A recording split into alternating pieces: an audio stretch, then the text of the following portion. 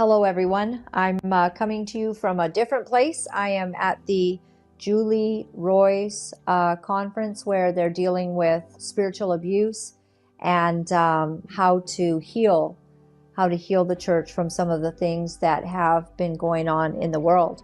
And I have a difficult broadcast to give to you. Earlier today, I was able to interview some great people, and those people have attended Faith Life Church and been involved in different ways, and they are going to share their experiences on what that was like. And I want to say a couple of things, but first I'm going to read James 3. I want to open with the word today. James 3 verse 1, it says, "Not many of you should become teachers, my fellow believers, because you know that we who teach will be judged more strictly. We all stumble in many ways. Anyone who is never at fault in what they say is perfect, able to keep their whole body in check. When we put bits into the mouths of horses to make them obey us, we can turn the whole animal. Or take ships as an example. Although they are so large and are driven by strong winds, they are steered by a very small rudder wherever the pilot wants it to go. Likewise, the tongue is a small part of the body, but it makes great boasts. Consider what a great forest is set on fire by a small spark. The tongue also is a fire, a world of evil among the parts of the body. It corrupts the whole body, sets the whole course of one's life on fire, and is itself set on fire by hell." Wow. It's a strong admonition that is hopefully something we all take very seriously, and that is that what we say matters, how we treat people matters, who we are, what we represent, what we truly believe in our hearts matter, and what comes out of our mouth and is spoken can either light the world on fire with God's power, or can light the world on fire with the gates of hell. So I do want to say that the presentation that Gary Cassie did, which I thought was very humble, has been removed. And I thought that was one of the best things that's come out of all of this. I do know, and you will hear in the broadcast that's coming up, that I hadn't seen Shane Winnings sort of do an expository on this, but at least somebody said sorry. At least someone is saying sorry. If we could work from that point and go forward in all of this, if there was any kind of repentance, even in the Daystar scandal, it would be a very good thing. I want to throw you to something that Genie Productions put out yesterday regarding the Daystar scandal, and then we're going to be talking about how the Daystar saga has actually been the impetus to bring about many other things. And today's interviews will be quite revealing. Take a look at this. Between August and the filing, there was some of that noise about the kids and the ministry and all. But see, I already died to that before I wrote this letter. I already died to the counseling center. I already died to losing millions. I already died to having my name slandered. I already died to being misunderstood by everybody in the sun. Then why didn't you tell people, like your customers, for like a whole year? Why didn't you tell them then? I was so strong to, like, before we went to New York. Like, Doug needs to tell his people at his business that he's divorced, paying, because right? if you see each other in public eye, like, it's going to create problems for everybody and be a terrible witness to the body of Christ. But it's not just that. But you didn't. When people 3 weeks in a row, you kept on delaying it. Well, it's not even just that. Like, weren't people paying to be a part of the conference? And like for like how long was it? 9 months, a year? Like people paying under the assumption you're married? No, it was 6 months. It was 6 or 7 months. Okay, and then I told you why. Because I'm sitting with my daughter, whose heart's broken, and saying, Dad, I need some time. And why? Because my daughter's dealing with those same people in pain on Facebook, on emails, and in my office every day. And she's like, I will not be able to take it if I have to listen to them dealing with your pain and my pain while I'm in pain. And can you delay it? And like any dad would do for his little girl, he said, absolutely. So that's the reason you didn't answer. That's exactly the reason. That's good to know. Okay? And I would do the same thing for you. You know, but there's... So it was like, okay, they needed some time. Jubal asked for the same thing. Chase asked for the same thing because they all worked in my office. Recently, somebody said he's a con man. He's conning people because he took money while. And if they knew that you did this for your children, that would settle that. Anyone who's made that concern to me, I've explained this way, explained to you. Well, yeah, just. I had one guy who was a sociopath who really tried to, disturb me about it. I go, listen, you were treated. So first of all, my profession is not required to tell you if I'm divorced or not divorced or married or whatever. It's my responsibility to treat you ethically and to make sure that you get the best care. And during that entire time, marriages were saved that would not have been saved otherwise. And I would say almost everyone is one real person. That's not being completely honest, though, right? I mean, if people come to you thinking you have a great marriage for over 35 years... I wasn't wearing my wedding ring. I wasn't wearing a wedding ring. My wedding ring is very distinct. You've seen it, okay? I wasn't wearing my wedding ring. I wasn't in any way saying, hey, I know there's some audio out there about, like, I did that. I didn't do that. I didn't say me and Lisa were married. I didn't say that I was married to anyone. I wasn't trying to see anyone. Okay, I was trying to walk as ethically as possible in that situation, being sensitive to my family and trying to run a business. And you see them like secular people. You don't see 100% Christian. You see businessmen that aren't even saved. I see them, well, yeah, that's a full spectrum, but so. Obviously, you got engaged on New Year's Eve, but the program doesn't go out to where you explain the marriage with Jimmy until March 10th, 69 days after.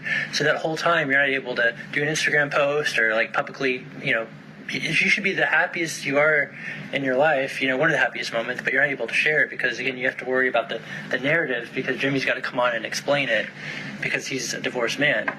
And what's your point? Well, my point is like that you have to hide and kind of craft. It's not in the light, instead of... That's why so many people are skeptical. Is that what you're saying? That you're trying to protect. Yeah, I wasn't hiding anything. I was just waiting for the right timing, when Jimmy would be there, when he would be there, when we could do the show, when we did it. We did it tastefully, and I've gotten it.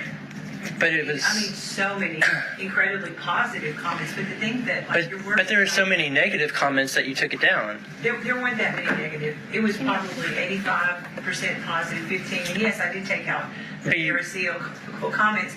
But you took down the whole video.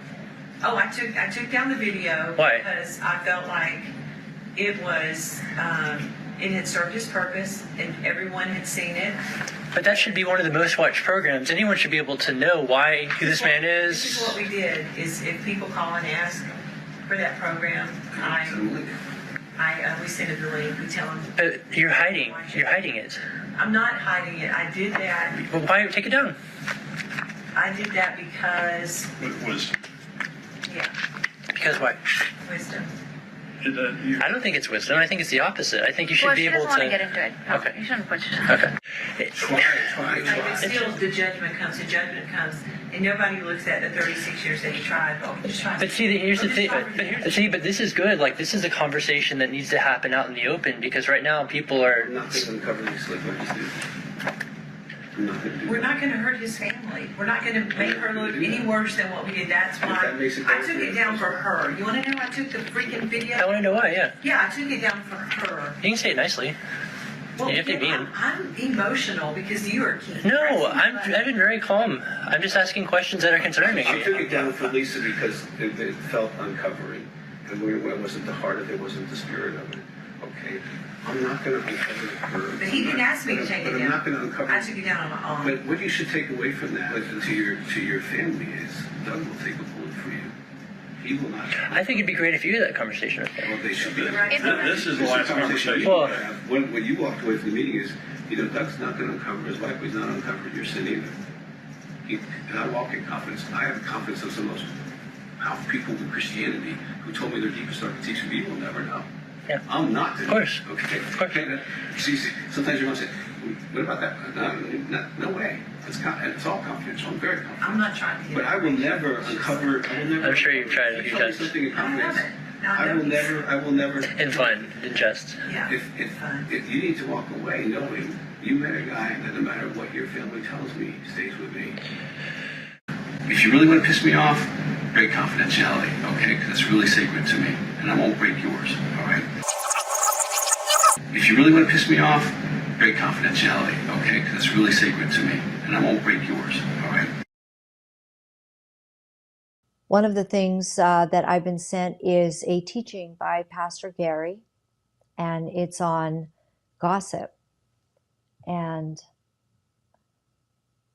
I can definitely agree that gossip is wrong. But when things are used to keep people silent and to prevent the body of Christ from actually digging deep to find and mine for conflict, M-I-N-E, mine for conflict, so that we have a healthy body. We dig deep when something hurts, when something's in pain. Like if your baby toe hurts, what do? You go to it, you look at it, you investigate, and you see what's going on that's causing pain. But sometimes there are ways that the church has dealt with things in that, oh, there's pain there. Oh, you're revealing something. Oh, you're saying something I don't like. I'm not looking at that. I'm just going to tell you that you need to stop doing that. And it's a way to control, and it's a way to keep people silent so that there's not a difficulty. And stay to the end of my interview today, because you will see that people being told to be quiet was not helpful.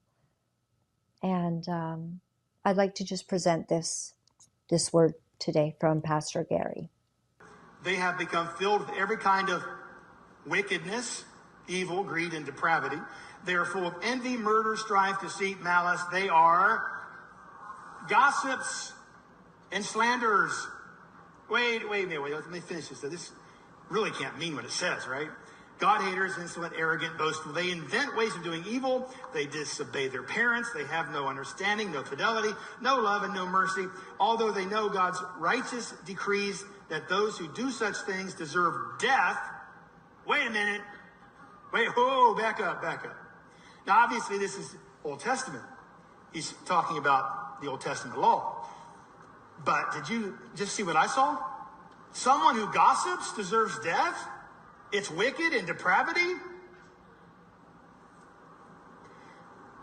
Wow. Can it really be that severe?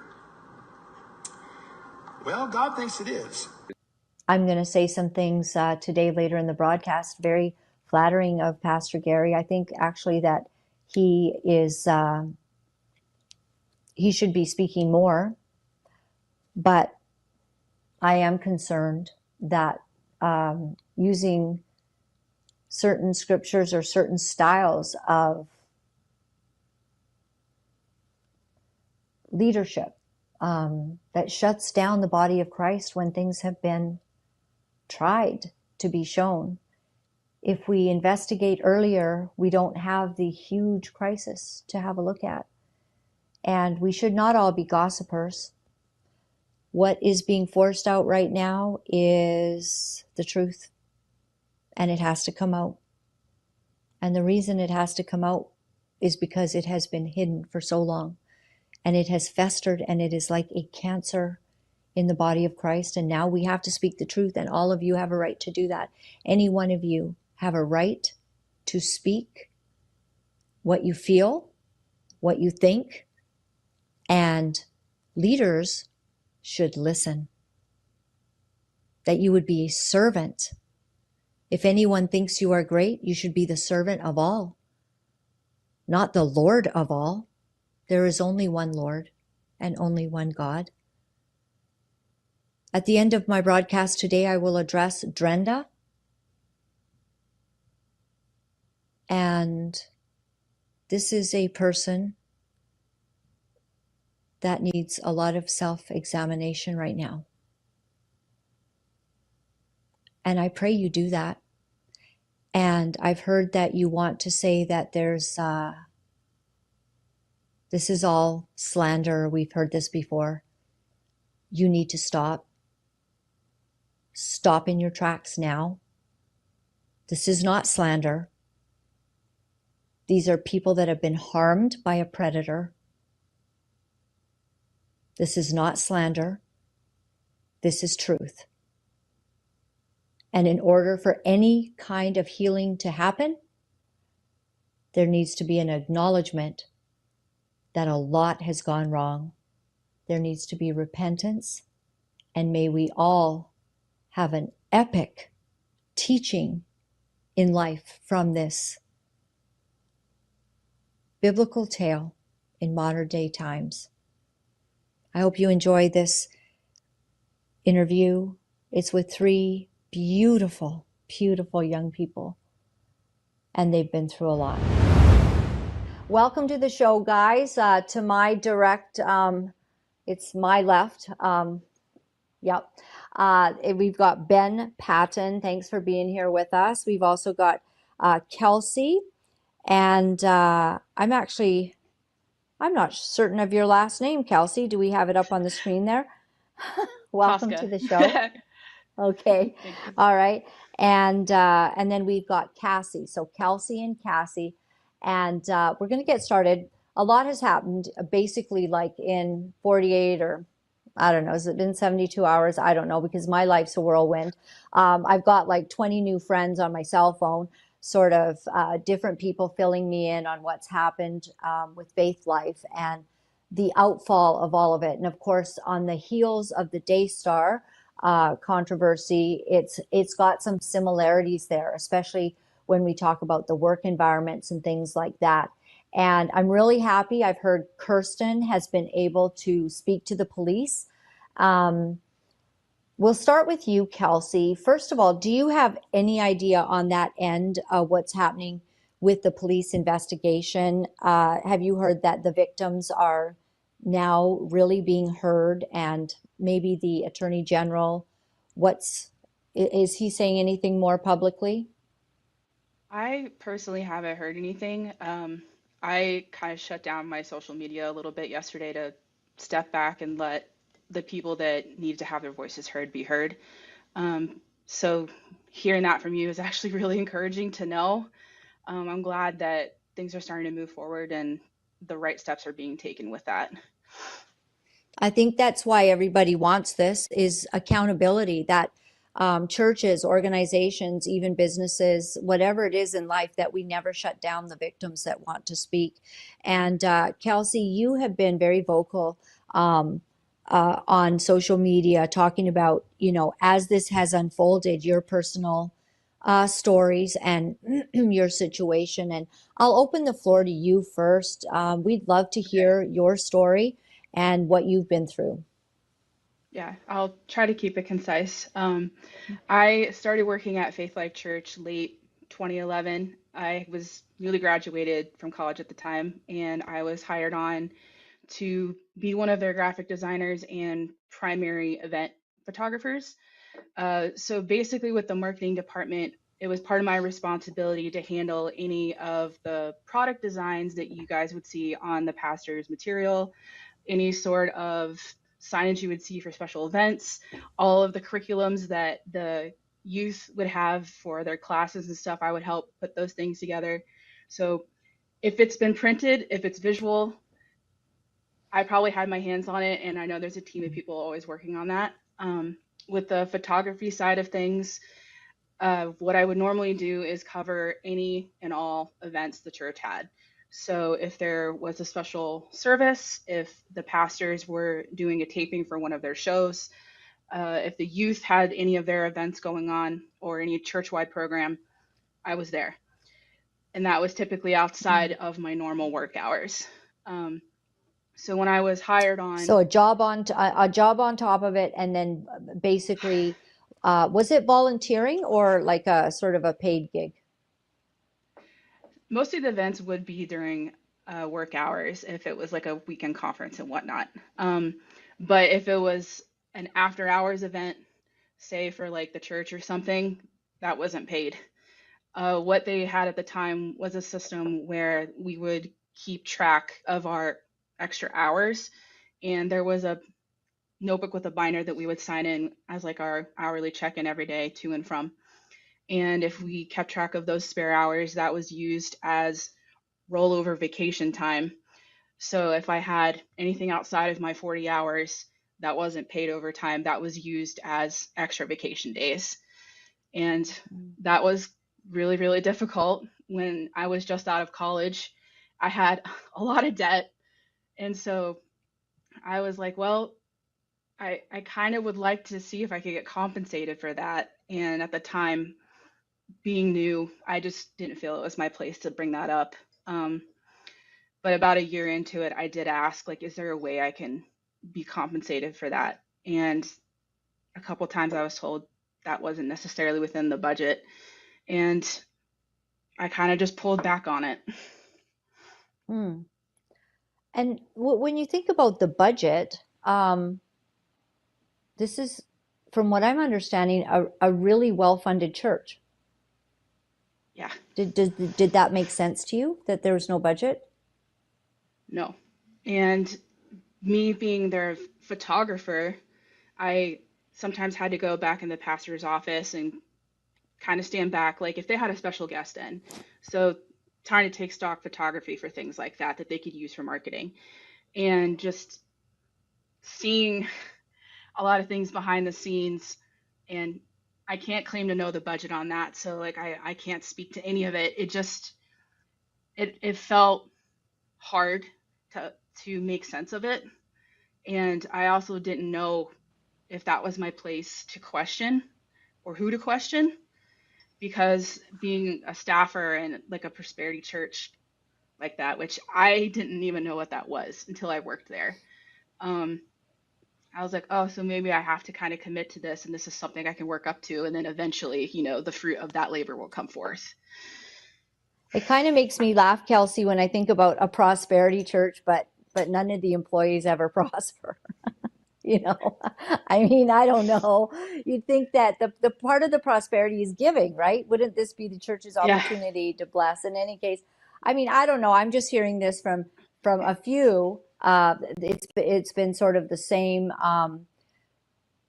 same complaint that, I mean, we all have to eat, and if you're teaching prosperity, but it doesn't seem to come to, a man is worth his hours, right? A workman is worth his pay, is what the Bible has to say, and I think that applies to women too. So, yeah. So that was a difficult thing for you. And what other kinds of things have you experienced? Besides just the regular job hours, I was also expected to raise up any members in the church that were interested in photography or graphic design. And this is where I would partner with some of the youth. And I love teaching that stuff because I feel like the creative field is a very undervalued field. And there's so many ins and outs to it that I was eager to bring somebody on. But trying to do that, where I was basically juggling 2 full-time jobs with the photography and graphic design and teaching, it was a lot. It was so much to try to keep track of. And the first year I was there, we really didn't have a system on funneling project requests. And I was kind of left to figure it out, because the person that I started working with, he ended up finding a better opportunity and left. So for a few months, it was literally just me and our copywriter. And I had to try to coordinate with all the different department heads to say, okay, well, the kids ministry need these booklets printed at a certain time. This is the date the print vendor gave me that they need to have it by. But then the pastors would also need the materials for their products designed, as well as their quarterly magazine. And so like the different departments had different timelines on things, and I was trying to coordinate with them all. And if one had to get pushed aside, I would get flack for it. And people were just coming at me left and right, and I felt like I had no help as far as like organizing these projects. And I'll be honest, there were a couple times I felt so overwhelmed that I just locked myself in a bathroom stall and cried because I felt like such a failure. And Wow. being told that like I didn't have a good work ethic because I was falling behind on projects that were out of my control, and just like begging to get help, someone to hire. And like, again, this is where volunteers came in and like helped me a lot because I was able to train them up in simple things to help me cover. But it was so much to keep track of. And in time, I was able to raise up some members in the church that were able to help me with photography and things like that. And it was wonderful to see them feel so empowered to do that. And some of the youth with the design stuff and getting excited to do more of that, like that was amazing. But the expectations I felt to provide all of this stuff and to meet demand, and I couldn't do it. And I felt like I wasn't being heard on getting help. One of the hardest things that I had to deal with was about a year into my job, the fall of 2013. My mom was diagnosed with breast cancer, and a week after that, so was my grandmother. My mom's case was pretty severe. She immediately had to basically go into surgery and start chemo. And this all happened within a span of 2 to 3 months, and it hit me really hard. And there was some good support early on, but with the demand of everything happening, the fact that I had to be at all of these events doing photography work, I lived about 45 minutes away. I felt like I couldn't be there for my own family because I was working at these events all the time. And if I asked to leave early or to do something with them, they were just kind of like, well, can you stay another hour? I was like, I can't. Like, there was not a single time I was able to go with either of them to get their chemo treatment. And I'm so thankful for the friends and family that we had that could go. But I couldn't for a whole year because I was at the church working or getting home really, really late. Like sometimes if the events and conferences went long enough, I had to stay there and catalog all the photography that I did. And there were a couple times I didn't get home until like 12 o'clock at night. And I live in a really rural area. So like I didn't exactly feel safe going home sometimes just because there was this constant pressure of demand. And it was expected of me to be available 24/7 to the pastors if they ever needed marketing material to review or slides for a service. And if I didn't have my phone and laptop on and I wasn't able to work within the hour, I would hear about it. And there was one weekend I went on a hiking trip in the southern part of Ohio where there's no phone signal. And that afternoon, I found out the pastor needed some slides for something. And by that point, it was too late. I was like, I can't do anything. I'm sorry. Like, I'm too far out of town. When I came into work that following Monday, I was pulled aside by a senior staffer and basically reprimanded for the fact that I wasn't committed and I should always be available to get this stuff out because pastors have a lot going on and they need to be able to review stuff. And that was another one of those moments where I just like collapsed and like internally started to shut down. Because like I felt like I just could not keep up with everything that was happening. And feeling like I had to choose to be available to what they needed, to my own family and friends.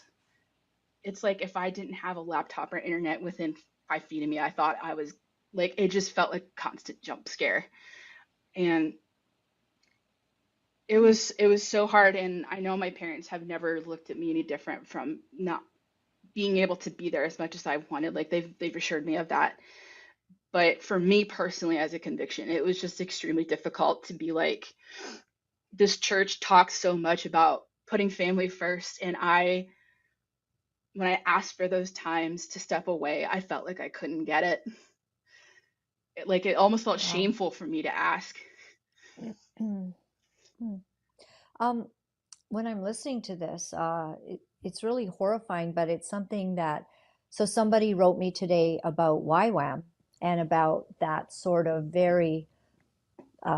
a very strong, uh, you had to be committed. That's a word that they say, and then never complain, and don't, out anyone, touching not the anointed, and just this culture of honoring who's ever at the top, no matter how much you couldn't even do it because you were out there. You say senior staffers, so would that be the Cassie family, or would this be other people that are trained? And like, why is everyone so mean? I really have to wonder, like, churches can be so mean. And did you feel this pressure coming from the very top, or? Yeah, it was definitely top down. There was in the different departments, whoever was in charge was either someone of the Cassie family or someone very closely associated with the Cassie family. So Mm, the best way I can describe it is the nucleus was the Cassies, and then outside of that was a close family group of other families that they had known for a long period of time. So when I came on, I didn't really know or understand any of this. I wasn't quite understanding of the structure, and I just kind of rolled with it for the most part. Um, I didn't think much of it at the time, to be honest. hmm And were you ever working directly with Drenda at all, or in her purview of what she was doing? The only time I was with them directly is if they had a special guest speaker in town and I was doing the photography with them, just candid photo ops, or if I needed stock photography for her products in her show or both of them together for their fixing the money thing. So that was the only time I was in close proximity with her. hmm And and was she kind and like warm? She gave that off initially. I'd say within the first year of me trying to get into the swing of things. But the big thing I really would pay attention to was how she would be treating the media team. Because anytime they had their recordings and things going on, I was mostly just a fly on the wall with a lot of stuff. And I want to pick my words carefully here. It was really hard feeling like I had to stand back and see a lot of things that made me wonder when I'm being told, ministry never rests.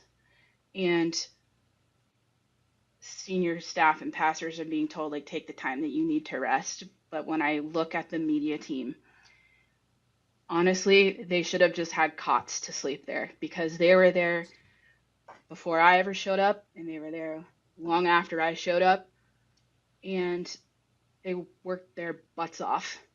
And watching some of these people also feel like they had to choose between their family events and getting this media and recording and stuff done for the pastors was gut wrenching to me. And they just looked so tired and broken. And I felt super helpless because I was right then with them in it, like trying to do my Mm, own stuff.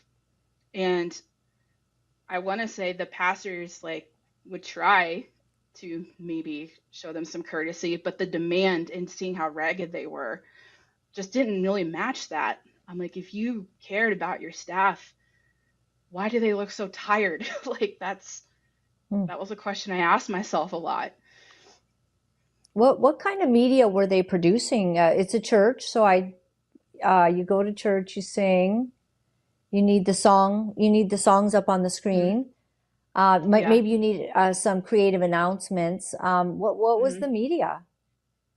The media was typically church services like you would expect, but also anytime they broadcasted their conferences and special events, uh, anytime there was a guest speaker in town, all of their TV shows and typically some of the kids' stuff, depending on what that was. So like Fire and Ice, I think they would record some of that, but there was a lot. What was Fire and Ice for us who don't Fire know? and Ice. Ben, could you explain that Fire and better than me? Ice. Because yeah, He, okay. yeah, he Cassie, did. yeah. Well, Fire and Ice was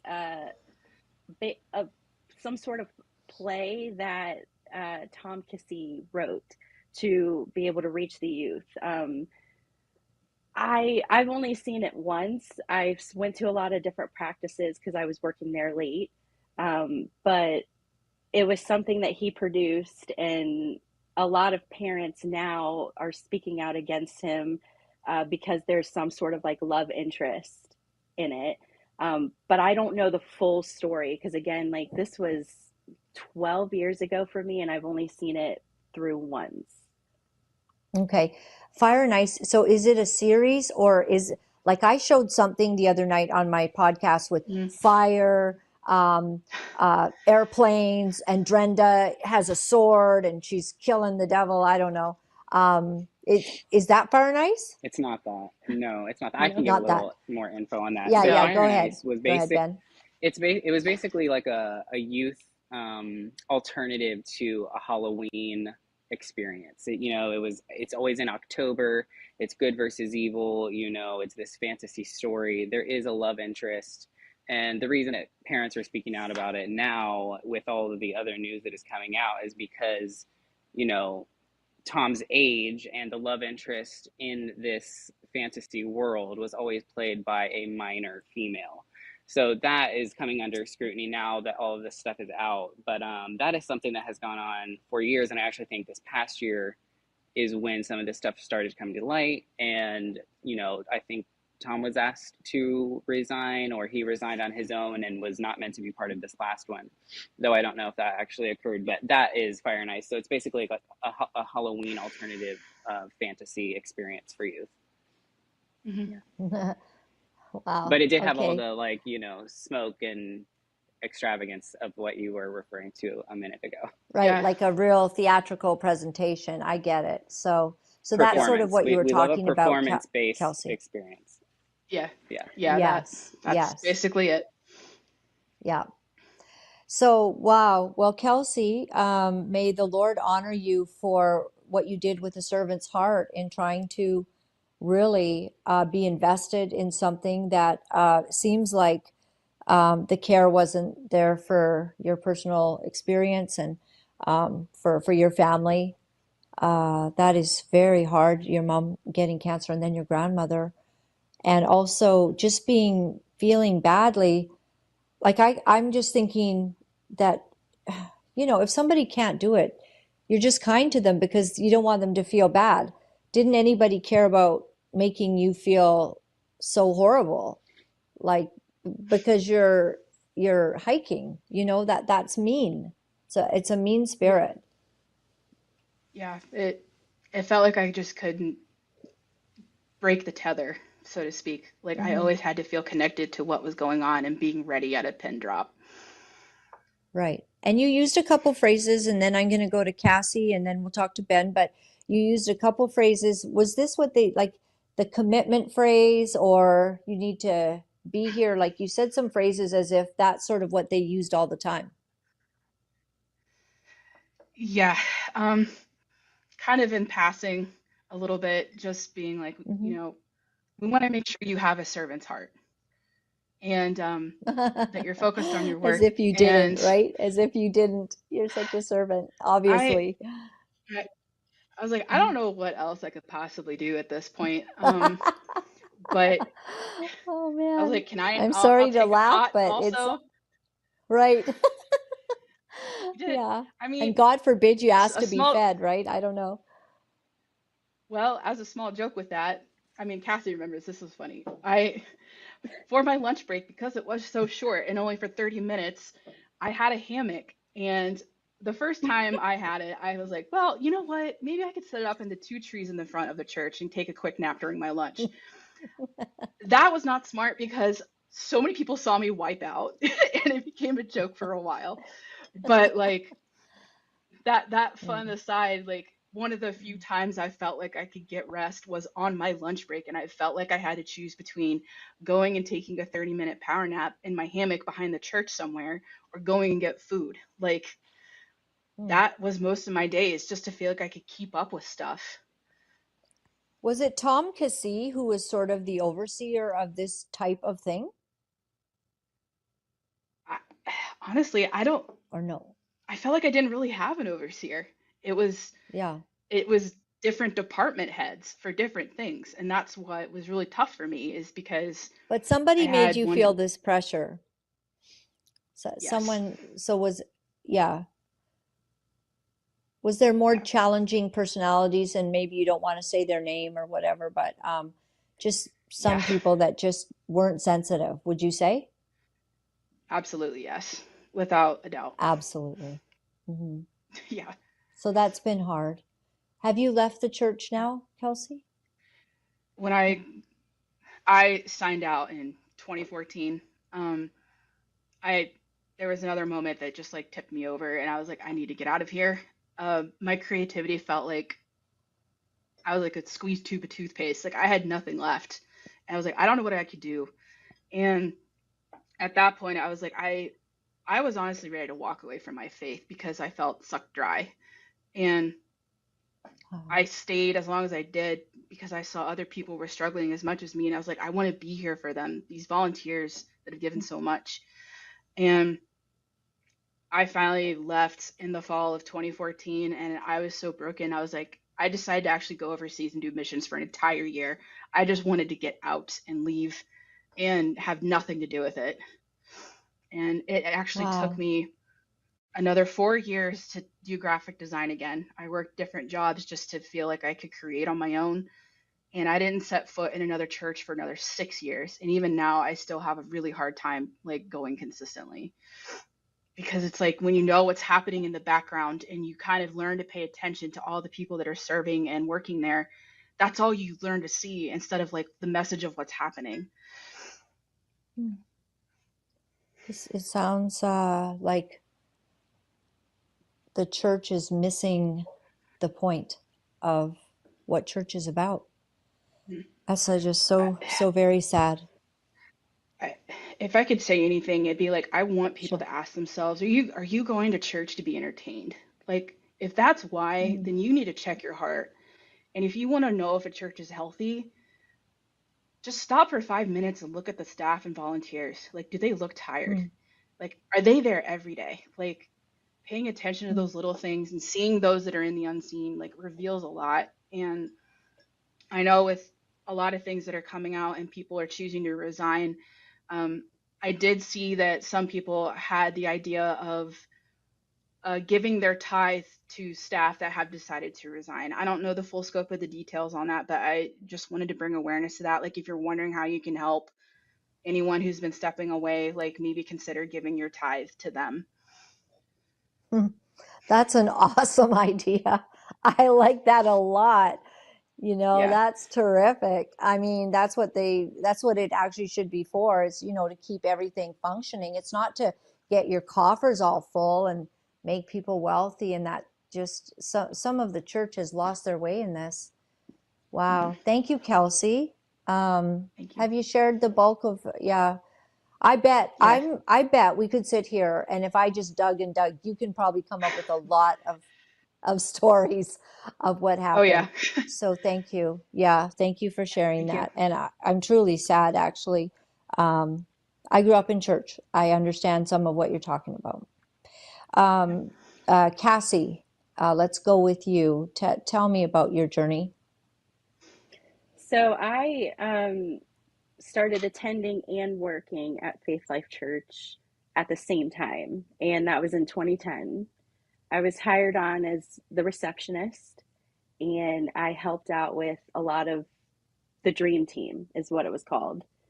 And the dream team is volunteers. So I would make sure there were enough volunteers over the weekend for security, ushers, greeters.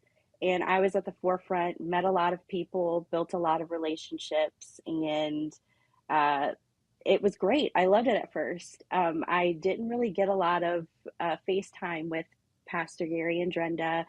And I didn't really understand, like Kelsey said earlier, the prosperity portion of the church. And I grew up in Vineyard. So this was a little bit different for me.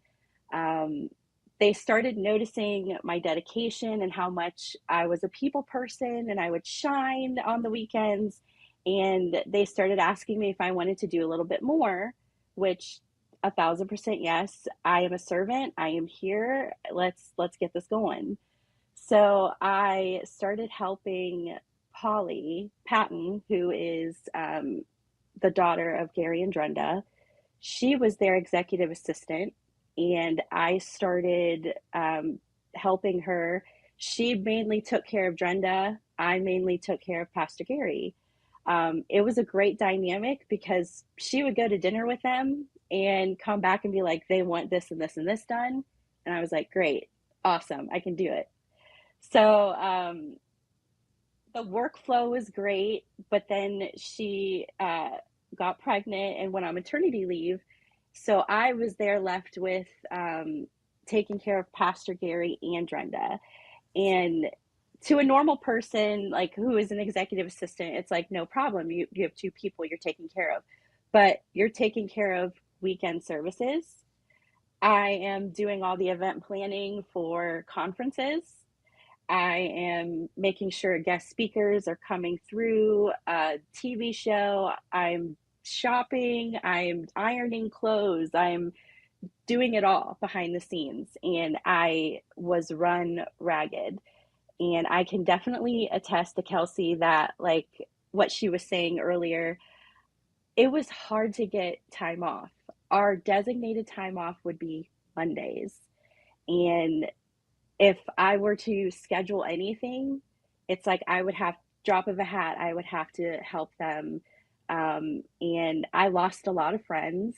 I lost, well, not losing family members, but they would be mad at me because at the drop of a hat, I would pull my laptop out, start working. And it would just be very small tasks, like they need to book a quick flight, something they could totally do, but they don't want to do it. It was hard to get any kind of time off. And Kelsey's, the taglines she was saying earlier, you'll sleep when you're dead. That was Pastor Drenda's tagline for me in particular. If I expressed I was tired, She if I really said expressed that. I was doing anything. Yeah, she would, that is, Yeah. I recognized that tagline right away. It brought back memories. But that's some of the things behind the scenes that I would be doing and taking care of. Once Polly was removed from that and I started directly working with Pastor Drenda, I started having panic attacks.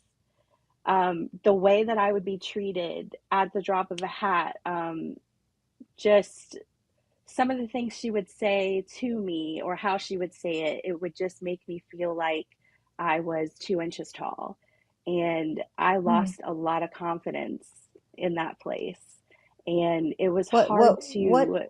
Give me some examples, Cassie, like, yeah, you're working for a lot is being expected of you. And now it sounds, again, mean-spirited. So what was that like exactly? It was hard just dealing with both workloads at the same time, taking care of them if they're traveling, also doing the TV shows, also doing church, also doing events. It's a lot to juggle. And if I didn't have the right answer at the right time, if she would check on a speaker, hey, are they coming to the women's conference? And I would, if I said something like, hey, I followed up Friday, but I hadn't heard back from their assistant, it's just like, do it right now. Like, that's not a good enough. Basically, she asks for it. You have to do it right then and there. That answer of, I followed up Friday, because I had an Excel spreadsheet for everything. And that honestly kept me organized. So I'd pull it up and say, okay, I left the voicemail or I emailed details at this time. I would give her detailed answers, but it's like, if it's not there booked, that's not good enough. and I need to do my job. And she just made me constantly feel like I was a horrible assistant. And it was really hard for me to have confidence and sometimes almost speak to her just because I didn't know what mood she would be in at that time. So that Would was it be very different difficult for me. on different It's days? different. Sometimes she would be great and she would be nice, and it's like, great, you know, maybe it's in my head. I don't know. I kind of felt like an abused puppy. Like I wanted to please her. I wanted to do right. I wanted to do all the things for her because she, you know, she talks about this calling on her life, how her family has sacrificed a lot, and her and Pastor Gary have been doing this ministry for over 30 years. So my job, and I mean, I've done this since I was 17 in other ministries where I'm helping the pastors behind the scenes so they can literally step up, give the word of God, help people, bring them to Jesus, and they don't have to worry about a thing outside of that. I'm taking care of it all, and that's how I've always operated. That's how I like to work. I love people, but I love working behind the scenes. And she was making me feel like I was absolutely horrible at my job. And that Did she ever apologize? I honestly can't recall. I know Yeah. that's sad, but it's just, I can't recall a moment where she apologized for Do you think snapping. she could see on your face or your demeanor that you didn't feel appreciated or even felt like an abused puppy, as you put it? I Did she see that? tried to hide it as much as possible. You put on a good And face. I'd worked for a CEO in the past before her, and I'd worked for some big ministries and pastors, so I knew that they would have off days. I was very understanding of that, but I felt like there were a lot of off days. And it just got to the point where it's like, is it worth it going to work today? I didn't want to get up and go to work, and I would have these panic attacks, and I started feeling like I was speaking up too much on certain things that I would see, and she didn't like that, and then she started to not trust me, and then from there I started getting treated worse. How did you know she didn't like that? I would get told that I had a spirit of offense. I had a spirit of She gossip. said that? Yes. She said that? Yeah. And what was your spirit of offense or God? Were you talking about Jane's dress is not pretty and like No. what do you think? Were you trying to tell her things that you thought might be helpful for her to know? Yes. 100%. So in 2013, and this is my timeline, Tom Kissy released some music on SoundCloud under the name Tommy Saint. And he did that in September of 2013. Now, the pastors have a really big office. Like they're connected, Pastor Gary and Drenda's. My desk is in the back in a nice little seating area. So if there's somebody coming back to have a meeting with them, they would be seated near me. He turned their offices into a recording studio. And prior to this, I had really had no interaction with Tom, but I knew he was married, and this would be to his first wife. And I had really no interaction with him until the spring or summer of 2013 when he was back there recording. And I started noticing a minor coming around a lot. And she had no role back there. And I started noticing it more, and how she would hang on his every word and he wouldn't be correcting the situation. And since I'm new to the ministry, I'm still learning dynamics. I'm still learning who's family, who's good friends with different families who in the church that are a little bit higher up, or who's an elder. I'm still learning these dynamics. So at first I didn't think anything of it. And then I started seeing her more and more as he was recording this music. So the pastors came back and they were joking with me, like, are you able to get any work done with all this noise? And from there, like, I kind of pulled Drenda aside and I said, hey, I'm seeing this girl come in a lot more, and I don't think she's family. And she confirmed that she wasn't family. And I said, it's just kind of weird, like the interaction, it didn't sit well with my gut. And so I said something to her about it, and that's when I had a spirit of gossip.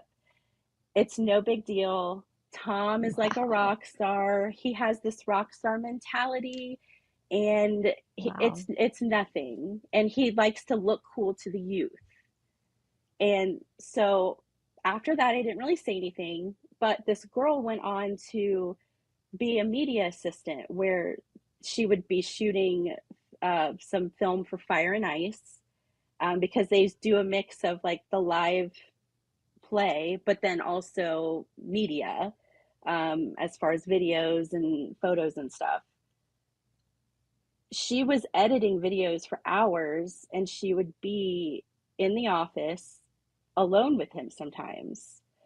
And this, again, didn't sit well with me, but I was told I was gossiping. And in that time frame, in that mindset, I wanted to honor the pastors.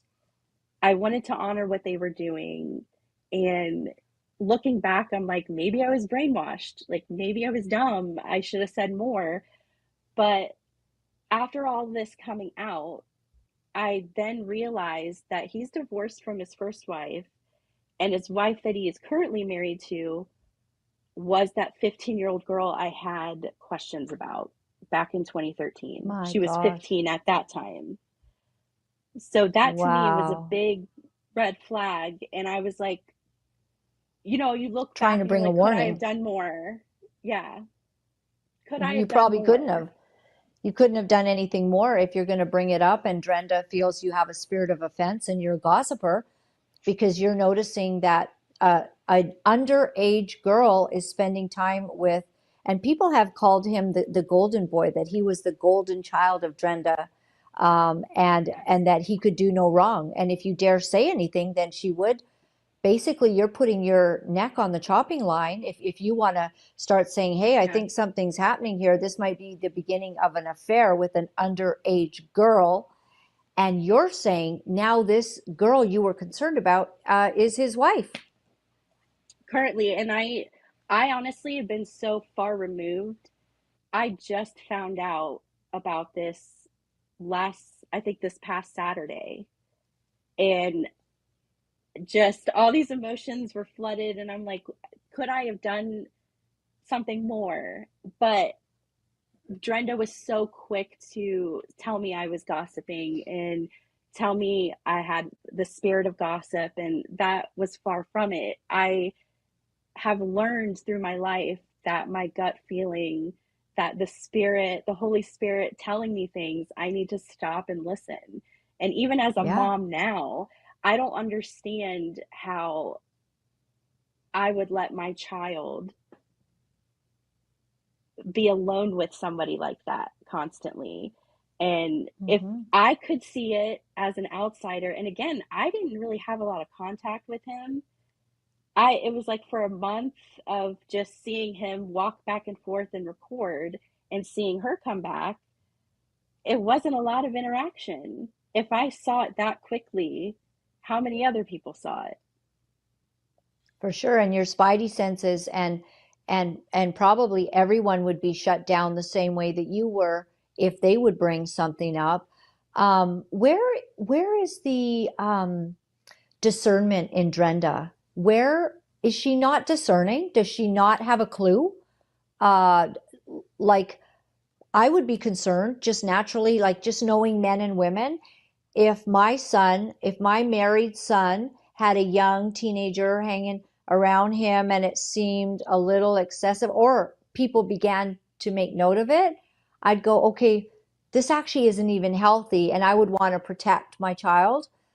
from something that could be scandalous. And indeed, wasn't it scandalous? I mean, maybe you didn't know about everything because you had extricated yourself from the situation, probably thankfully for your mental health.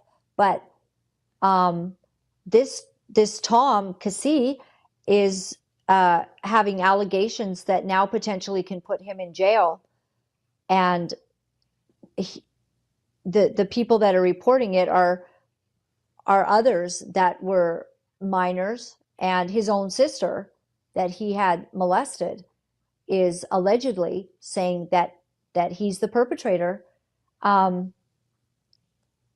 So you're seeing this, and it is heartbreaking. Where is Drenda Cassie's? What is wrong with her? I guess I'd like to have I really can't understand it. That's the nicest way I can put it, is what is wrong? From my experience and even how I was treated after bringing that conversation up, because that's hard. It's hard for me to bring something up like that, but then at the same time, I'm like, I'm going to explode if I don't say anything. Yes.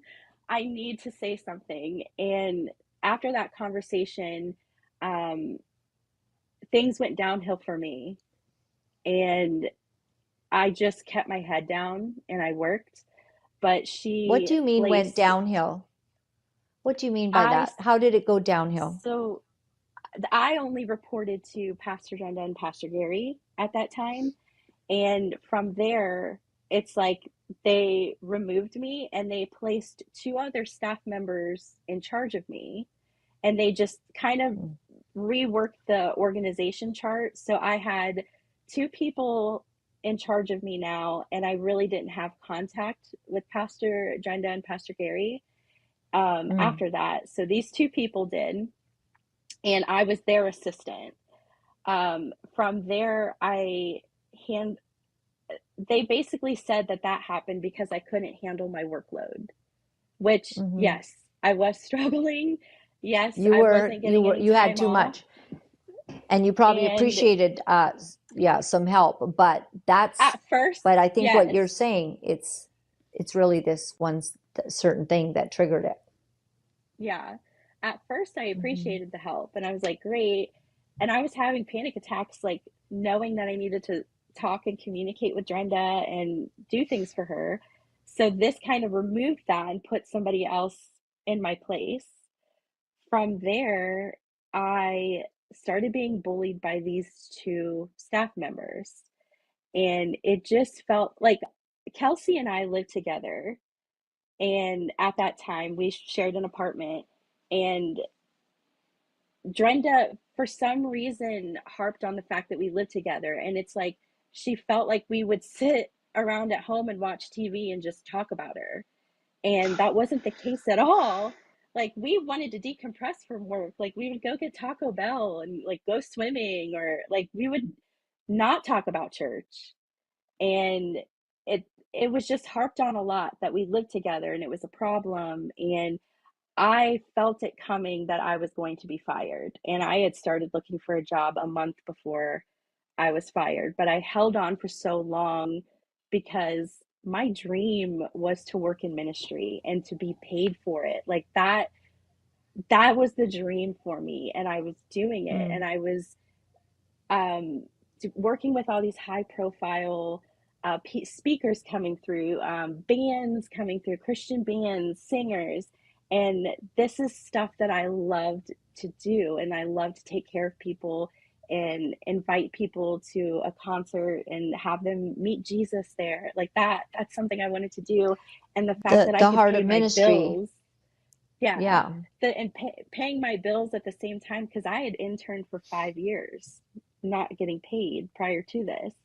And the fact that I could pay my bills doing this, I was like, this is it. This is the life. I love this. I've arrived. I started to feel like that dream was slipping away. Did you intern at the church for 5 years? Could I just ask? No. Or different places? I interned at a different church for 5 years, and I helped, I was part of a church plant. Okay. Just different churches around Columbus, Ohio, I would be part of. And yeah. A smaller church? very small compared to Faith Very Life small. Church. Okay. Yeah. Okay. But this was Um, like what I wanted to do, and it was hard to let that dream go. yes, yes, you had really arrived. It's interesting, though, that sometimes the Lord lets dreams go in order to make room for other much greater things, and I'm sure that will happen in your life. Could I ask you, Drenda would be like this. What about Gary Cassie? How did you feel about how he was? I absolutely loved working for him. He was so Yeah. easygoing. He liked, you know, some of the same things. Like he was just kind of predictable, so I knew what to have prepared for him and how to help him throughout the week. But I loved working for him. I thought he was fun to be around, and he would joke around, and he would just step up on the pulpit and then come down, and it but in their marriage and that relationship, it feels like there's like Drenda wears the pants. Like he used to not be as political on the pulpit as he is Hmm. now. Like he's more outspoken. He used to be very timid. He didn't want to ruffle feathers, but I know Drenda's like the complete opposite, and maybe that's like ramped him up a little bit. But yeah, I can sense like watching what he's doing now. It's different than what it used to Some of be the things, 10 some years of the ago. things being right. Some of the things being said online are like, you can see who wears the pants in the family. I mean, she can't stop talking. You just see this man just sitting there, just sitting there. She directs Yeah. everything. So I've been looking through video to try to understand the dynamic. For me, it's a real quest to understand the dynamic of a church that would allow a predator multiple victims in the family and not deal with it. What does it take to allow a predator to actually uh, to flourish in an environment of young women and not protect the flock?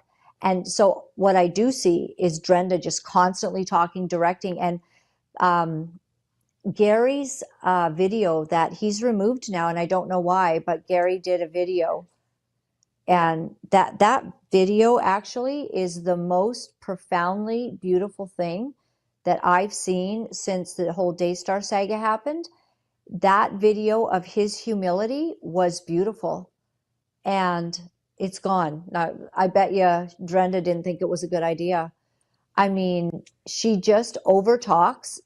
You definitely can't get a word in edgewise with her family, and so I can see that if you tried to help her and tried to say, listen, I think you could have even like blame the gal, which a teenager shouldn't really be to blame, but she's his wife now. She's 15 and she's hanging out. You did the right thing to bring awareness to that. And that seems like that was just a bridge too far for her, for Drenda. That just wasn't what she wanted. She didn't want anyone, criticizing her son? Look at the damage, you know? It's hard And I guess to you've heard watch. Olivia's story by now, right? Yes. So I know Olivia. We when I was working there, her and Kirsten were very close, best friends, and hearing these stories come out, it makes me sick, and it saddens me. I mean, now I'm a parent. Back then I wasn't. I wasn't married. I dedicated my life to ministry. But now being married and being a parent, I can't imagine not holding my kids accountable for these And being actions. Like worried if they were about to do them anything, yeah, and like you want them to get the help that they need. Um, it's and be all protected, about Cassie. saving face. It's how do we look to the public, and it's their livelihood now on the line, and it's the public image. And I know people have said they're like the Kardashians of New Albany, and it's true. Like, what pastor needs a private jet to at the drop of a hat to go and here, there, everywhere? um, they truly live that lavish lifestyle, and you can see it.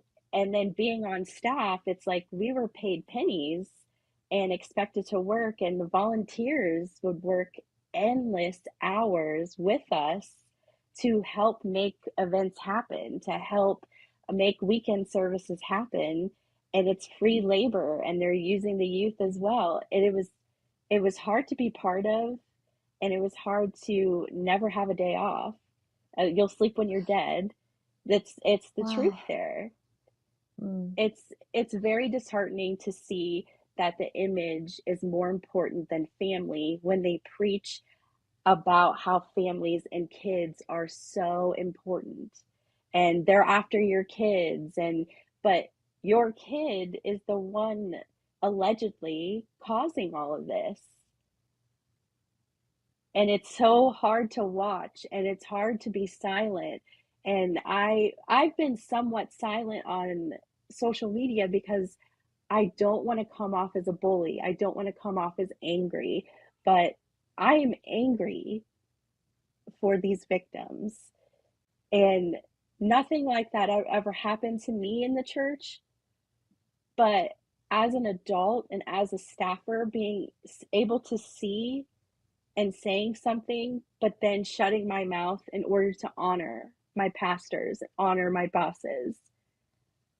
It was really Yes. hard to see that and to feel like, could I have done more? I've been beating myself up, and I've tried to pray about it, and I've tried to just,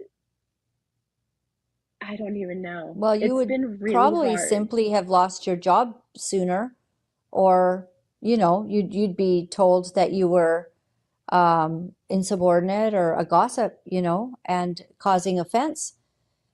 And like, what would Drenda think now when you tried to warn her?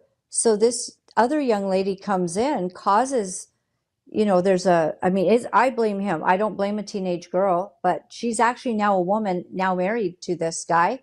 And now she's got a big problem on her hands because he's a predator, allegedly. And nobody has held him to account. Did you ever feel Gary might feel differently? Or if I could ask about did Gary, he has not definitely stood up to Drenda. Did you ever see him stand up to Drenda once when you saw all this time and had all this time with them? No. No. And he's a very that's, passive, kind man. I can see he's a gentle yeah. soul.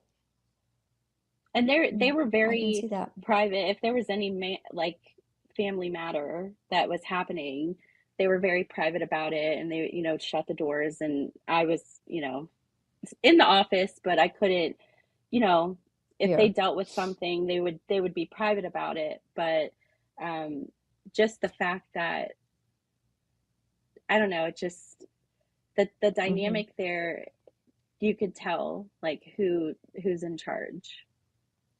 It's something for us all to see as we all watch this play out. And I'll get to Ben next, but it's something to be able to see the dynamics of strong women, which I believe in that, but honoring, respecting your husband. I have a quiet husband. I have a husband, I can talk nonstop over him. I know he's just shaking his head. Oh, yeah, but it's a cautionary tale, I would say, for me and for women. I, however, cannot fathom someone telling you that they have a concern about a young girl being around my husband and me telling them they're gossiping. I'd go, oh, really? Tell me more. What are you seeing? I'd want to know more. That's my personality. I wouldn't be offended by it. I wouldn't be calling someone, making a spirit of offense. You came as somebody that literally had prophetic insight. You had discernment, and that was rejected flatly. And I'm quite certain it's probably happened from other areas. Cassie, have you said the bulk of what you wanted to share today? Yeah. Other than, it took me 10 years to step a foot into church again. And I still Wow. have some trust issues. I have some trauma. I'm still working through it. But if anything, at that time, I didn't understand the word grooming. And I feel like it's very important for people to understand that word and what it may Yeah. look like. So if they see something, they can say something. Um, Obviously, in my case, it didn't really work out when I said something, but at the same time, I didn't really understand what I was seeing and the family dynamic and if they were good friends or not. I mean, if even if they were, it's not appropriate, but see something, say Did something, and did you hold hear people then? accountable.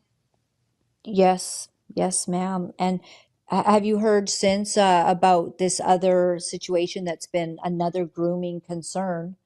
And now it's with another person in the church, Yes, same scenario as the second wife, a young teenager that it appears has been alone with Tom Cassie on a dock or wherever. Where's his I've wife? I read mean, about she it. must be flipping out, I can and the imagine. same thing she did, the same thing that he did to her, he's, potentially doing again, I've read allegedly. about that on social media. Yeah, allegedly. I've read Hmm. about it on social media. Um, Hmm. it doesn't surprise me. Wow. So Kirsten has been able, did you ever have any contact with Kirsten? My final question. I haven't had contact with her since she came out, but um, we've been friendly. I've maintained a friendly relationship with her and with Polly. So Hmm. the sisters, the daughters of Gary and Drenda. I've Yes. just been friendly, but Yeah. nothing else really. Yeah. Cassie, thank you. And I'll head to Ben because maybe it's a good time because Ben, sounds like you're kind of related in this circle here. So explain that to us and then tell us your situation. Yeah, so Polly is actually my sister-in-law, and I have known the Cassis since I was 9 years old, is when my family started going to Faith Life. So I'm very familiar with the family, love Kirsten and obviously Polly. We spent Christmas Day together. So love them very much. And I just quickly, before we go too far off the last topic on, the second victim that came forward, Olivia, and just want to connect the dots that is the youngest sister of his first wife. So not only was she Kirsten's best friend, but Yes, she's also the youngest sister of the first wife. And then the you're other just right. point really People might not quickly, know that. yeah, Hmm. and the other point quickly is the video that you mentioned that Gary put out that is now removed. I think Shane Winnings from Promise Keepers did an excellent dissection of that video, and I might challenge the opinion of it being humility. While I do love Pastor Gary and I do believe he loves his children and has a good heart, I would 100% say that was orchestrated, written, filmed by Drenda. And whether or not Gary wanted to or not, I have my own issues with the content of that video, but I think Shane Winnings did an excellent coverage of that, and everything he said to me is spot on. So if you haven't seen it, Okay, I well, would I recommend actually it. do. Yeah, I actually do. I would love to hear a little bit. I mean, if you'll indulge us in that. Um, I didn't feel that he went far enough, but I thought he said he got a little bit emotional when he talked about pushing Kirsten to the point where she had to go to such extreme measures. Um, but now, why do you think they've taken it down? I think because it's self-implicating that they knew more than they're Mm, acting like they know. Like, okay, well, if we pushed Kirsten to have to go to this extreme, what was she doing prior that we didn't listen to? mm-hmm. I don't want to betray one child at the expense of another. I just really had a problem with that. I have four sisters. I've known Kirsten since she was a baby. I can't imagine knowing that and saying, well, I don't want to hurt this person to protect you. You know, sometimes things just get ugly. And I think as a father and it as a pastor more so, or, you know, to not be able to say that, yes, this is wrong. You know, we're holding this person accountable. Kirsten, we're so sorry we didn't handle it sooner. And that's really not the tone that we're getting. We're getting beating around the bush. We don't want to protect Kirsten. We're not even going to talk about the other victims. I'm not sure if they believe that those things are real or not. But so for me, the tone, while emotional, because I know he loves his children, it could have also been a phone call. I mean, I assume he can contact his kids and say, hey, I love you. Sorry I wasn't there for you. So why did that need to be publicized if you even aren't going to address the issue at hand? So to me, it felt a little bit like a PR moment because Drenda is telling people that this is a smear campaign against her and her family. They're telling the staff there's nothing to this, you know, we've had this come up before, there's nothing to this. So to me, it just felt like a sympathy plea. Hey, you know, look at us, we're crying, we're sad, we love our kids. So that would be my take. Yeah, I hear what you're saying. And the other thing is, at what point, you know, I mean, now this is the daughter being harmed, you know, by the son, and yeah, the lack of protection, very difficult. So have you had occasion in your life through experience at work or family association to understand this dynamic of what's gone on? Yeah, and I definitely have a little bit of a different perspective than Kelsey. I'm sorry, I already forgot Cassie. Just because I've been there since I was 9 years old. So, you know, they came in, didn't understand the dynamics, like who are these families, who's close. But I watched it all unfold. I left the church probably like 10 or 12 years ago, but obviously still very close. Again, sister-in-law is one of the Cassis. So we started going there when I was 9. And I will say, you know, it was back in a little radio station in Columbus, Ohio, you know, I don't know, 20 families and their kids. It was very family focused. Very from the Bible, very genuine. You know, it wasn't great praise and worship. It was just people singing and praising the Lord. But as the church began to grow and they started moving into this, you know, get out of debt, prosperity gospel, and started, you know, moving into larger and larger buildings, the shift from, you know, the Bible focus, the family focus, the Jesus focus really fell by the wayside. And I don't believe it was intentional, and I don't know how these things happen, but my perspective is that as it grew, it became less genuine and it became more about performance and more about image. And, you know, one of the things that we would hear all the time up until Tom got divorced the first time is, you know, all of our kids are serving in ministry with us. Look at this. We have all 5 of our kids serving ministry, even if some of them didn't want to be, they stayed and they did it. So I think it became a lot about performance and image and, oh, look, now we're friends with the Copelands. Now we're, you know, Joyce Meyer's coming to the church. So it started to just kind of like snowball, and the dynamic changed drastically, I would say. I mean, not to say that there wasn't always a little bit of something off, but, you know, as the church grew, like it was like a revolving door of staff for a very long time. People would come and they'd last for a month, or we'd have an administrator, and by the end of the year, we already had 2 more to replace that person. So people did not last because, to some of the things you've already heard, there was extreme expectations you could not question. There was no saying no.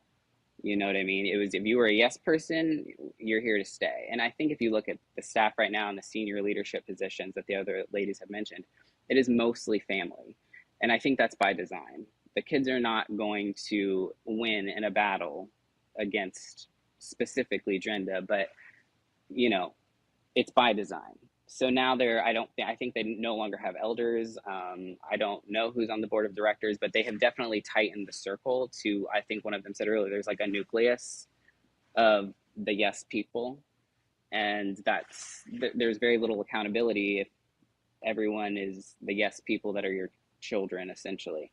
So that's kind of where it grew. And I was on staff there for a while and can definitely attest. I mean, I feel like I had an identical experience to Kelsey, to be honest, being like the one person on the media team, and you had to do 72,000 jobs, and we also need you to train volunteers, and you, by the way, you only make $25,000 a year, so I hope you can ever, you know, we need you to design this, and oh, we're filming, can you do a mock-up for that? So I can definitely attest to everything she said being true, but there was also in the, sorry if I'm talking too fast, just tell me. I get Oh, passionate. no, it's perfect. Perfect. It, you know, and as the church grew, it started to become very like works. And I think someone said like servant's heart is something thrown out a lot. If you are struggling to keep up with demand, you know, make sure you have a servant's heart. If it's like something last minute or that maybe you don't want to do, well, be ready in season and out of season. And it just kind of became a shame and fear-based control society. You know, I won't get into like theology and cult-like behaviors, but we could. Something that they implemented at one point was safe harbor meetings, which was what we called the all staffs, and Gary and Drenda would come, and it was just a time that was safe for anyone to just kind of like talk about some struggles they were having, you know, what issues are you having with the job, what can we do better? And I mean, very quickly those became quite the opposite of safe. And I distinctly remember one when someone, a female on staff, was speaking out about some challenges she was having. And I don't remember the exact challenge, but I do know Drenda answered, and whatever her response was left that staff member in tears. And it was wildly uncomfortable, and it's essentially just like public humiliation. And her parents, who were also on staff and pastors at the church, just kind of sat by and said nothing. So very uncomfortable. You couldn't ask questions. Again, like if you weren't a yes person, you probably weren't going to last. Lots of intimidation tactics. Connie McVeigh, who was on your show recently, you know, when she started speaking up about the current or the latest alleged grooming situation, you know, she was told, you know, you have your husband's job to consider. So these are very familiar and repeated tactics that many staff members, former staff members, could come forward and tell you. And, you know, there's other times, I remember being at a Christmas party and one of the Cassis said, you know, you got to be careful what you do or you're going to end up in a sermon, which I think just paints the picture of the shame, the public humiliation. You know, if you do this, you're gossiping. If you speak truth, it's offense. If you leave, you know, shame on you. Despite the fact that there's a revolving door of many staff, you have people, you know, saying, we need a raise. We aren't even able to keep up. But then ending up in a sermon to make a point about that, you know, it doesn't. Could that happen? encourage... Do you mean Gary? Like Gary would make a sermon and all of a sudden yes. you know who he's talking about? Oh, 100%. I think Nicole will send you some links that paint this picture, but many times. And again, I mean, one of the kids literally said it out loud. Like, you got to be careful what you do or you're going to end up in a sermon. Now, are they going to go up there and say, Laura-Lynn did this? Probably not, but it's, you know, it's going to be very evident that you are going to have a public flogging if you buck the system. Wow. So, you know, it doesn't encourage, to me, looking back, you know, I grew up in that. And so it's difficult to see people who are finding all of this stuff out for the first time and maybe realizing what they have been in and watching the community that they've built for the past 30 years crumble around them. And like, wow, what was I doing? Like, to Cassie's point, like, am I crazy? Like, did I do something? It took me also like 10 or 12 years of, I call self-therapy, to figure out how to even walk back into a church, and trust, like, how could I ever go into a church that has media? Because I know what they're doing. You know, if there's free coffee, I'm scared. If there's greeters, I'm definitely scared. But, you know, it's just like, it changes your perspective on a place that should feel safe and welcoming, because it was the opposite for most of your life. You know, I'm really hoping that Drenda and Gary are actually going to watch this. And all three of you have said this, like, you didn't even want to go back to church after your experience here. This is so sad. But you know, if she does watch it, and you know, there's always God can work, and I do believe that, and I hope that he does. My heart to be clear, is not that we drag people's name through the mud. And like Cassie said, I'm not here to be a bully, but I do think it's important to paint a picture of clarity. And even now, everything that's coming out, you know, we have up to 20 plus victims of SA and other abuse, many more coming in every day. And she is telling people it's a smear campaign. This attack of the enemy, you know what I mean? So these are all things that have been said since the church So she's was really said that. created. I haven't actually seen her statement. Has she written that on a Facebook post, or how does that come No, out? she has not spoken, and I doubt she will because, well, many reasons. But no, I know she said that because she's the county commissioner of Knox County. I think you know that. And when some of our former church members went to ask if they were going to demand her resignation, they read a letter that she sent explaining her absence at the meeting, where she said it was a smear campaign. And there's multiple other people that have heard other members of the family and their attorney say, you know, there's nothing to this, don't worry, and acting like it's business as usual. So I think earlier you were asking, like, how does a mom not step in and protect? How does a mom allow a predator to continue operating in a church? And I think that there is, you know, one of the things they love to talk about is deception, and deception is deceiving. And I think in this case, that is exactly correct. It's living in this delusional bubble of, I'm not exactly sure, I don't want to call it arrogance, but almost a little bit of, you know, I'm untouchable. It is you are the problem. Even, you know, with all the things coming out, all the stories, again, the revolving door of staff for many years, it's like, are we really sure that it is all of these people, and there may not be like a core issue that you are not confronting?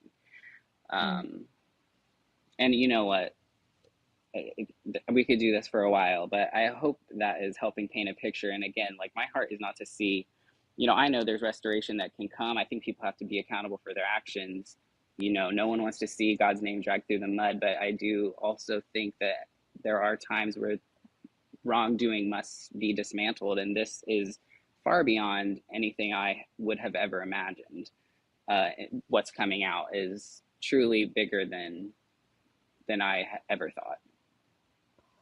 So you're saying 20 plus victims. Is that between a couple of perpetrators, or are you A hearing? couple of perpetrators, yes. Mm-hmm. Some that, you know, are sharing things behind the scenes because it's scary to be public, and some of them are still minors themselves. So, you know, we're not here to put the victims on blast, but I think it's more the sheer magnitude and the fact that we're still, I say we, I mean the Cassis are still not facing this head on, and every statement that has come out has been deleted. I'm not sure what kind of attorney they have paid, but it seems like they might be wasting their money, but they're not addressing it. You know, I've seen some beautiful resignation letters from staff members that have addressed it head on, and I'm like, this is exactly what people want to see from Gary. Like, put your money where your mouth is and be honest. Like, just admit what's going on. Like, your own daughter has said this is what's going on. So I don't know. I have a lot of takes. I'll stop. No, I don't want you to stop. I really appreciate it, Ben, because from the world looking in, first of all, we're staggered by the Daystar similarities, because Joni, of course, this is just a smear campaign. She's got the most beautiful son, actually, not an offender, a beautiful son who loves the Lord and was upset at her actions. And it's like Drenda and her, the same thing. Smear campaign, unwilling to face it, pride, no repentance. That is the shocking part. And so then you go, well, is this a culture? Is this a spirit that has spread elsewhere? You know, is this what we're going to begin seeing? And of course, you know, even with the other situations, I'm sure you've been watching IHOP and different ones. There's just in order to actually get people to admit there's a problem, you almost have to have video. You know, they don't want to admit their actions, what they've done. Right. And I think, you know, I was talking to a close friend today about this, and I was like, it's so funny, God's timing. And I say funny because I know this is a serious situation. It's not funny, but the fact that the Daystar story happened that links to this, which, helps give credibility to the victims, and the pattern that we're seeing in these larger ministries and the lack of accountability, Drenda running for public office, which, the political aspect of this bringing even more scrutiny. So it's like, we've waited for a long time. Some of us that have known, like, there's, spiritual abuse, emotional abuse, this, that, and the other, waited to see, like, God, are you going to move? Is this something that is truly just allowed to continue in the body of Christ? It's hard to understand, but now as this is unfolding, it's kind of like, okay, like, God is going to say enough is enough at some point, and here we are. And that is a good feeling in a way, to see that God is doing something that, the Lord seems to take longer than we would like to actually step into the middle of a storm and say, peace be still, or even to bring justice at times. We're like, why does it seem like everyone gets away with everything? But I think that he's merciful to the point of just hoping that he doesn't have to initiate his judgment, because when his judgment comes, it's actually quite severe. You begin praying, Lord, have mercy, because it's severe when it comes. And this is a season that's very much like that. But I have not seen in Drenda, and other than Gary's video, which I don't know, I'm hoping he kind of did something where he tried to do his best, knowing he's probably going to get in trouble for it. That's what I'm wondering. And she said, take that down, but yes, it wasn't adequate. I definitely see your points on all of that. But Drenda, her personality at the front of this, to me, has been the driving force. I almost feel like if Gary had not have to always deal with Drenda, and you know what, Marcus had to deal with Joni, and I don't even know if you guys know the whole Daystar, the dynamics, but when you have to deal with a personality, a very much a controlling spirit, you all felt it. So, it feels like spiritual abuse. What's it like to live with her? I have no idea, but it can't be pleasant. Yeah, and I mean, I think that's something that we're seeing even with the children, you know what I mean? And I don't want to speak for them, but it's hard all around, you know what I mean? Like, I grew up with a very loving mother who would, she passed away last year, but she would never have allowed something like this to go on. But she loved us all dearly. She would have also never protected one over the other if something so heinous had occurred. So it is interesting, and I do agree, like, I've known the Casillas again for a very long time. There was a time in my life where I truly felt called to help them and support them. I think Cassie might have said that. But, it is scary at a certain point. And I posted on my Instagram, I'm like, I love Pastor Gary. I think he does have a good heart, and I think he does want to do the right thing. I do think he has been potentially manipulated or beaten down, or he just refuses to stand up to Drenda and do the right thing. I'm not sure. Either way, he has chosen to be complicit by not doing the right thing. But I'm sure it is scary because, yeah, we've all experienced it in our own ways, and some more severely than others.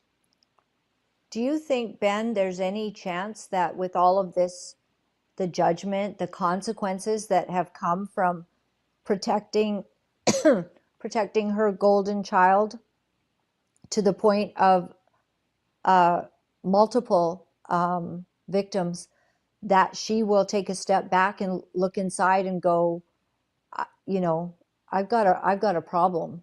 Or is she going to just blame shift? What's your guess? I mean, I've seen it time and time again. My guess is if she does not,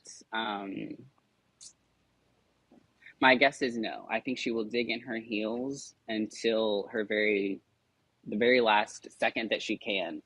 And, the pride aspect of this situation will not allow her to admit defeat. I hope she does. The Holy Spirit can move. God can move. There can be repentance, absolutely. But if I'm looking at it from a historical standpoint, it would really surprise me.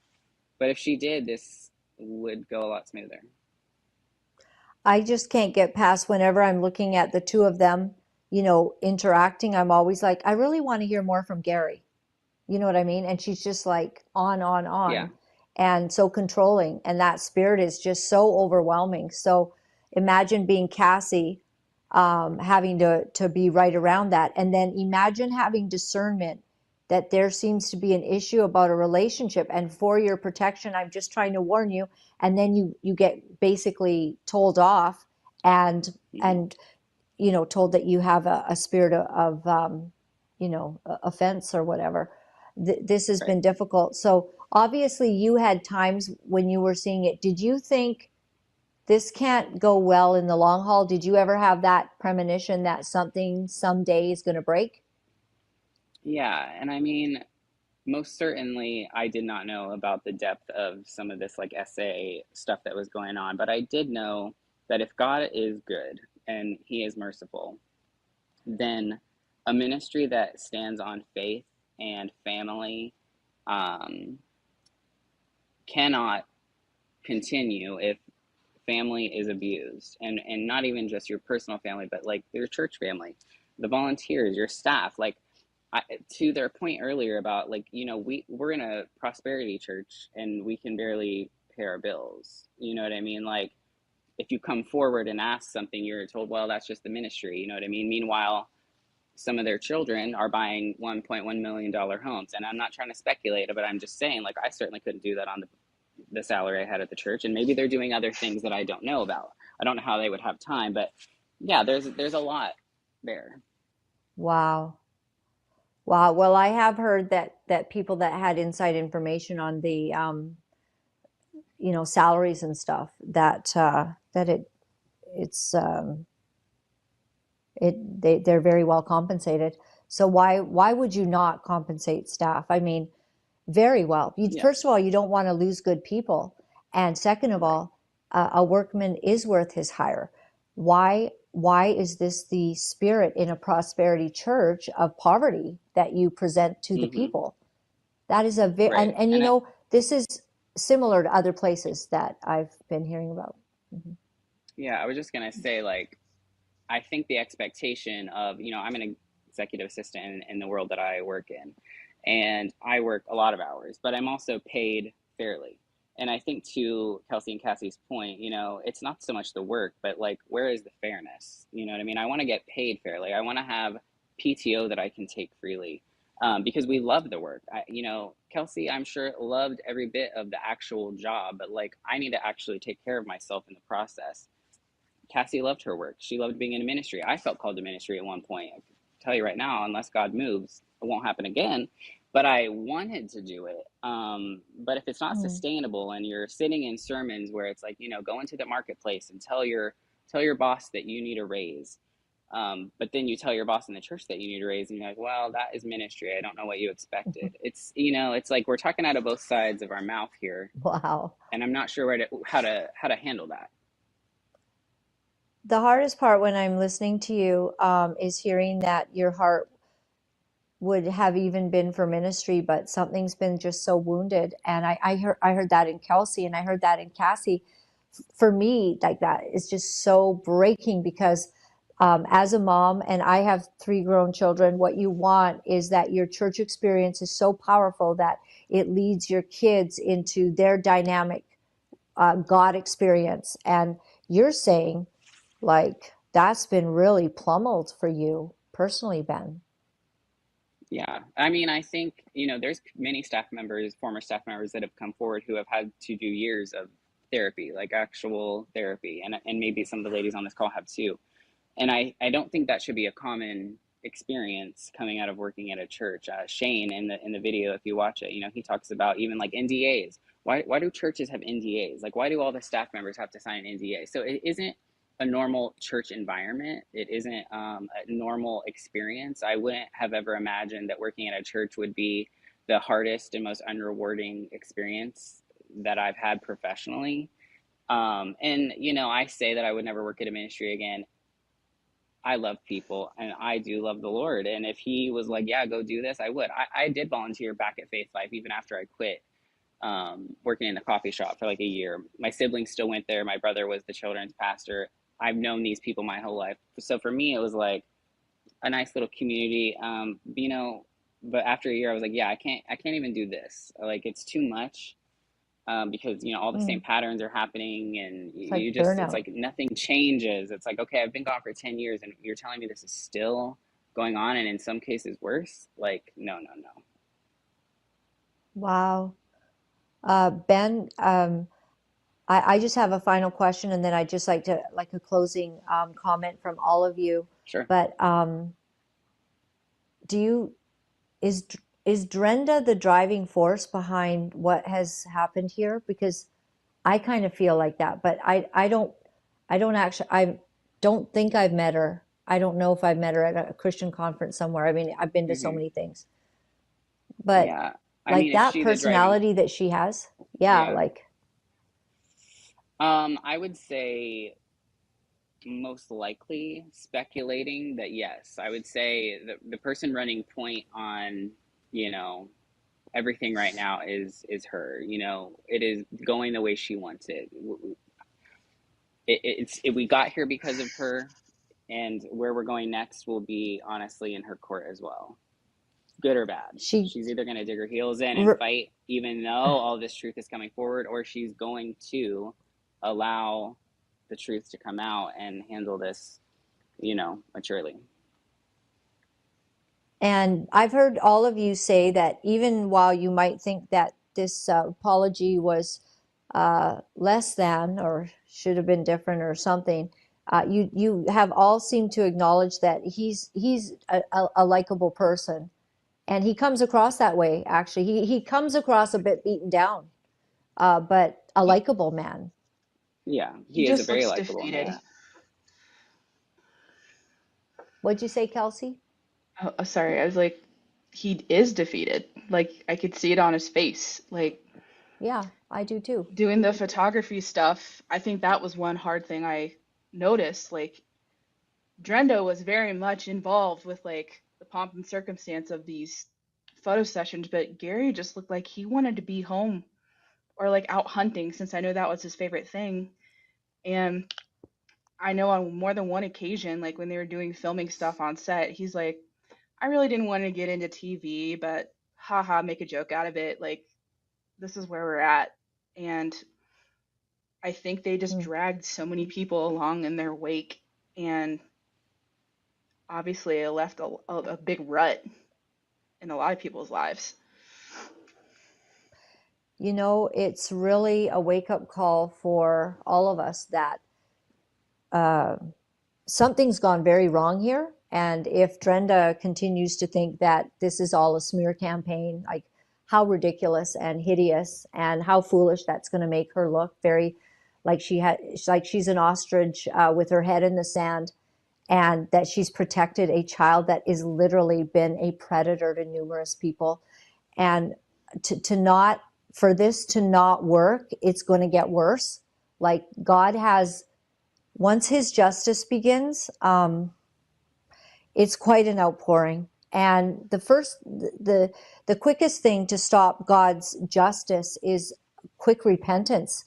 And if we're not seeing that, which we haven't seen at Daystar, not at all, nothing but lies. Oh, it's a smear campaign. I mean, it's ridiculous in the face of another cover-up of SA, and again, harboring an alleged pedophile in your organization and just standing by that. Like, it's the similarities are shocking, and it wouldn't even be all tied together, except that Joni was mentioning Drenda and this word that Drenda had, which was really, when you look back, almost a nothing burger, and Joni took it to task.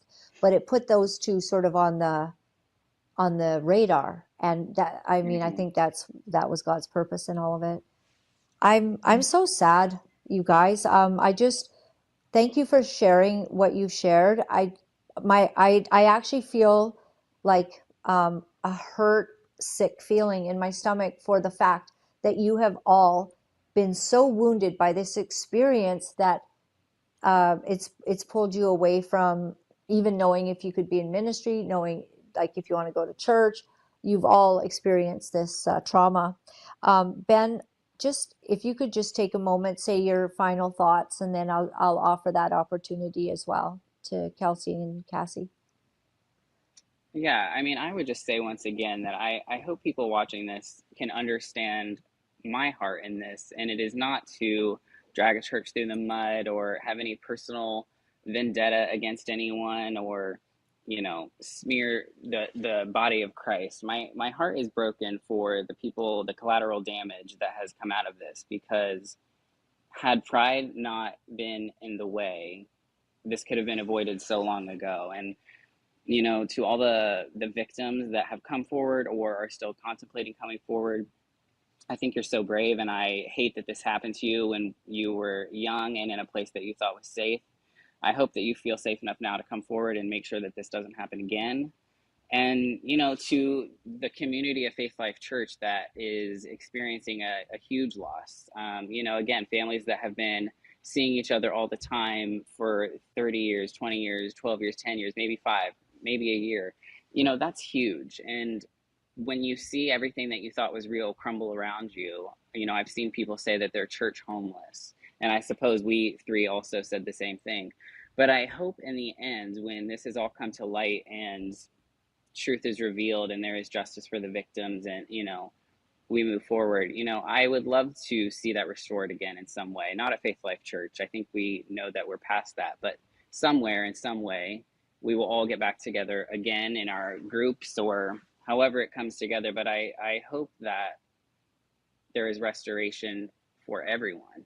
And I would love to see that happen. And I hope it does. I know we all still love the Lord, whether we're in church or scared of ministry or not. That is not the question.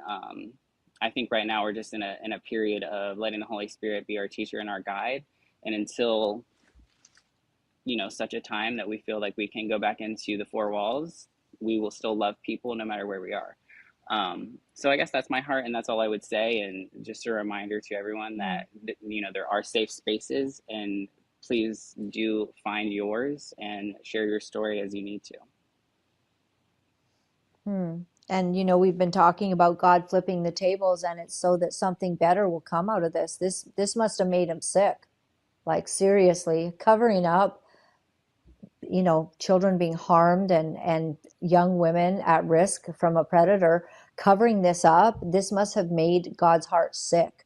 So what he's doing and exposing can be that healing that you're talking about, Ben. And I pray you're part of it, Ben. Like, nothing happens by accident. You've come forward today. Like, I see the hand of God in your words and how you speak and the wisdom that you have. And Ben, God is calling you for something great. And I really feel that. I'm getting, the Holy Spirit tingles. I know that he's witnessing on this, that he so loves you. You are such an awesome person. And please don't give up on God's call on your life.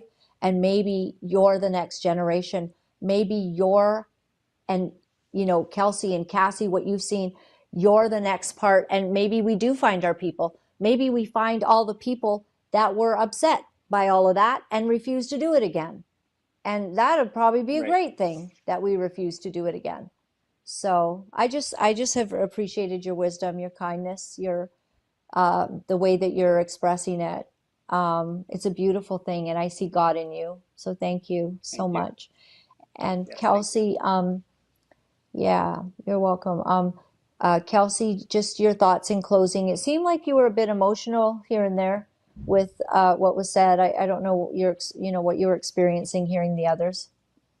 Yeah, I think for me, just like I worked with Cassie, I saw a lot of what she went through, and she was incredibly brave, trying her best to serve. And Ben's story also hit really hard. Like, all 3 of us had a massive heart and desire to use the skills that we had to serve the Lord and to serve the church body. Like, for me, as someone in graphic design and marketing, that whole industry is like, you see just like the things that people promote. And I wanted to use my art skills to help promote like the church and what the Lord was doing in that. And I know it really, really grieves the Lord when people like us had such a heart to use what gifts we knew we had and were just wrung dry. and people feeling like they don't have anything left to give. And like, honestly, Wow. you feel aimless because you're like, Lord, you gave me this, but I'm scared to use it again.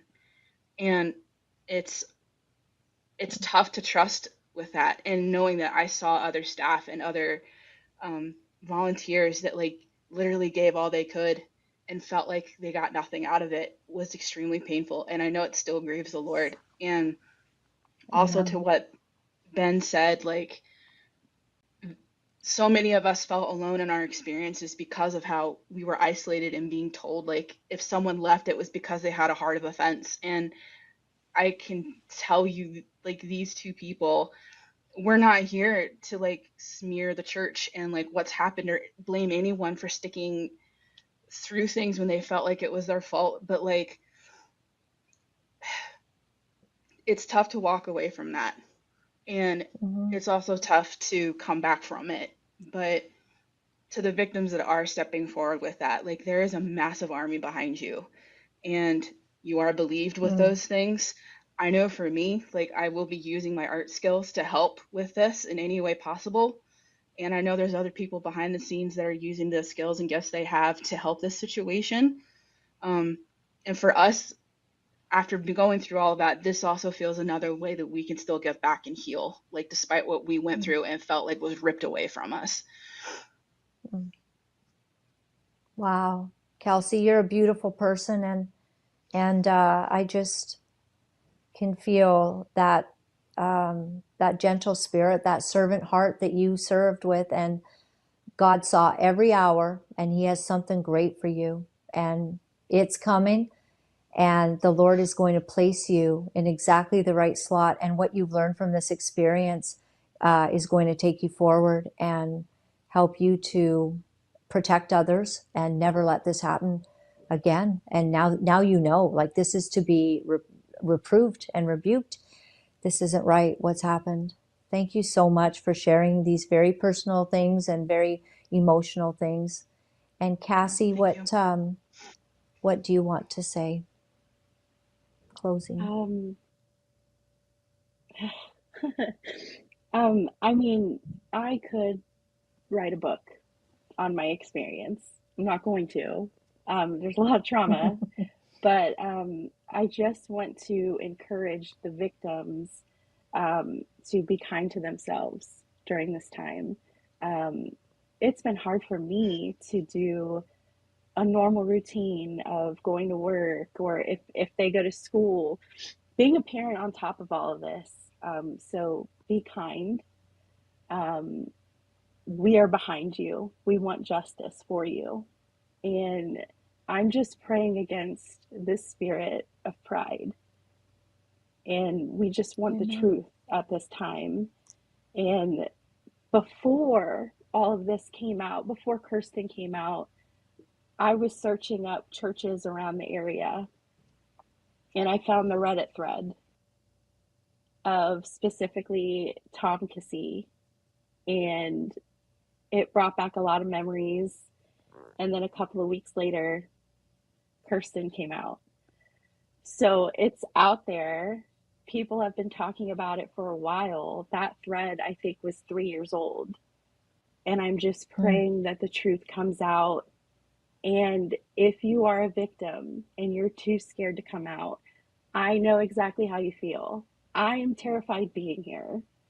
It was scary. My husband pushed me to do this. I had an army behind me pushing me to tell my story because this is something I've held on to for about 12 years.